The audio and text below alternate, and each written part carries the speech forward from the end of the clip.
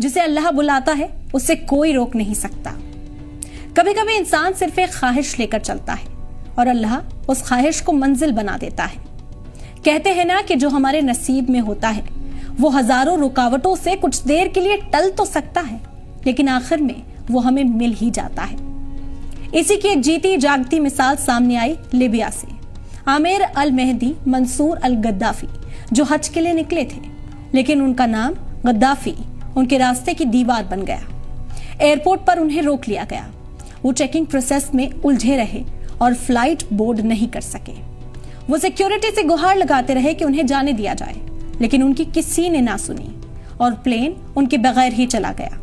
उनका दिल टूटा, आंखें भीग गईं, लेकिन यकीन बाकी था। फिर अल्लाह ने वो कर दिखाया जिसे लोग करिश्मा कह रहे हैं। वही प्लेन तकनीकी खराबी के चलते वापस लौट आया, लेकिन इस बार भी बहुत गुजारिश करने के बाद भी पायलट ने उन्हें प्लेन में चढ़ने की इजाजत नहीं दी। प्लेन फिर उनके बगैर उड़ा और दूसरी बार भी उसी तकनीकी खराबी के चलते फिर उस प्लेन को लौटना पड़ा। तो जब दूसरी बार खराबी हुई तो कैप्टन ने ही कह दिया कि मैं अब तब तक उड़ान नहीं भरूंगा जब तक आमिर हमारे साथ ना हो। यही होता है नसीब। जब अल्लाह कुछ लिख देता है तो पूरी कायनात उसे पूरा करने में लग जाती है। तीसरी बार वही फ्लाइट उसी आमिर के साथ मक्का रवाना हुई, क्योंकि अब वो सिर्फ एक मुसाफिर नहीं थे, वो अल्लाह के मेहमान बन चुके थे।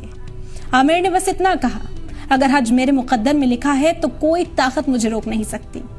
उनकी कहानी आज हर उस दिल को हिम्मत देती है जो मुश्किलों से हार रहा है, क्योंकि जो हमारे नसीब में होता है वो मिलकर ही रहता है, चाहे जमाना कुछ भी कर ले।